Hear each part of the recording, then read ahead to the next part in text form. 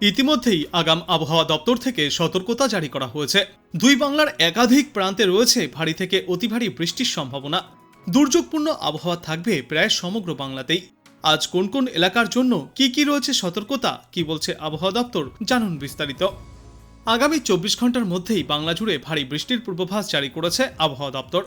বিশেষজ্ঞরা জানিয়েছেন, দক্ষিণ পূর্ব গাঙ্গেয় পশ্চিমবঙ্গ ও বাংলাদেশ সংলগ্ন অঞ্চলের ওপর অবস্থানরত সুস্পষ্ট নিম্নচাপটি গতকাল একটি সাধারণ নিম্নচাপে পরিণত হয়েছে। বর্তমানে নিম্নচাপটি কলকাতা থেকে প্রায় 70 কিলোমিটার উত্তর পূর্ব এবং বর্ধমান থেকে 100 কিলোমিটার পূর্ব দক্ষিণ পূর্বে অবস্থান করছে। বিশেষজ্ঞরা জানিয়েছেন, এই নিম্নচাপটি আগামী 24 ঘন্টার মধ্যেই পশ্চিম উত্তর পশ্চিম দিকে অভিমুখ করে গাঙ্গেয় পশ্চিমবঙ্গের ওপর দিয়ে অগ্রসর হওয়ার সম্ভাবনা রয়েছে। এই নিম্নচাপের প্রভাবে বাংলার একাধিক জেলাতে আগামী 24 ঘন্টায় হালকা থেকে মাঝারি বৃষ্টি হওয়ার সম্ভাবনা।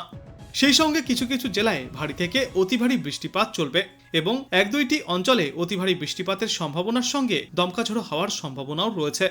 আবহাওয়া দপ্তরের তরফ থেকে সাধারণ মানুষ, কৃষক এবং প্রশাসনকে এই নিয়ে নিম্নচাপের প্রভাবজনিত কারণে প্রস্তুত থাকতে অনুরোধ করা হয়েছে। নিচু এলাকাগুলি প্লাবিত হওয়া, বিদ্যুৎ বিভ্রাট বা গাছ উপড়ে পড়ার মতো ঘটনা ঘটতে পারে বলেও আশঙ্কা প্রকাশ করছেন বিশেষজ্ঞরা। পূর্ব মেদিনীপুর, হাওড়া, হুগলি, নদিয়া, উত্তর ও দক্ষিণ 24 পরগনা সহ দক্ষিণবঙ্গের একাধিক জেলাতেই ঝড় বৃষ্টির পরিমাণ অনেকটাই বাড়বে আজ থেকে।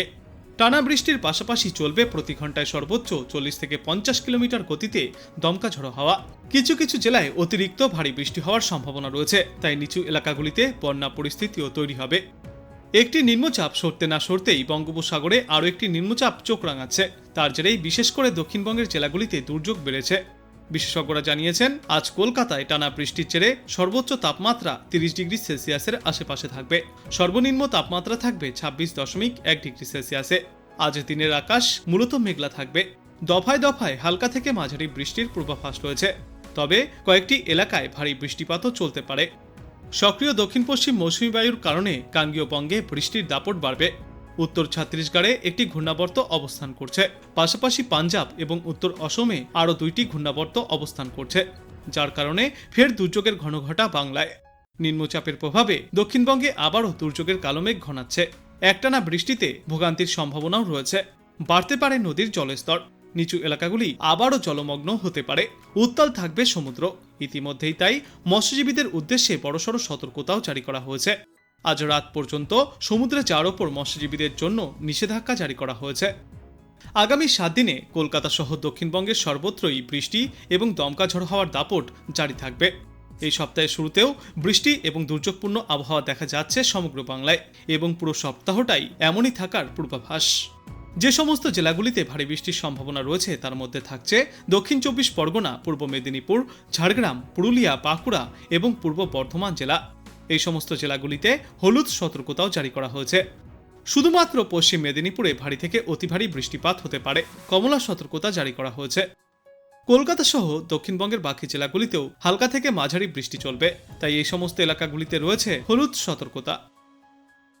আজ বাংলাদেশ আবহাওয়া দপ্তর সূত্রে জানা যাচ্ছে, গাঙ্গেয় পশ্চিমবঙ্গ এবং বাংলাদেশের দক্ষিণ পশ্চিম উপকূলীয় এলাকায় অবস্থানরত সুস্পষ্ট লঘুচাপটি ঘনীভূত হয়েছে এবং স্থলভাগের দিকে এসে নিম্নচাপে পরিণত হয়েছে। মৌসুমী বায়ুর অক্ষের বদ্ধিতাংশ পাঞ্জাব, হরিয়ানা, উত্তরপ্রদেশ, বিহার, গাঙ্গেয় পশ্চিমবঙ্গ ও স্থল নিম্নচাপের কেন্দ্রস্থল হয়ে আসাম পর্যন্ত বিস্তৃত। এর একটি বদ্ধিতাংশ উত্তর বঙ্গোপসাগর পর্যন্ত বিস্তৃত।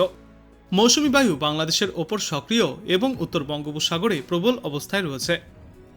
আজ রংপুর, ঢাকা, ময়মনসিংহ, খুলনা ও বরিশাল বিভাগের অধিকাংশ জায়গায় এবং চট্টগ্রাম ও সিলেট বিভাগের অনেক জায়গায় অস্থায়ীভাবে দমকা হাওয়াসহ হালকা থেকে মাঝারি ধরনের বৃষ্টি অথবা বজ্র বৃষ্টিপাত হতে পারে।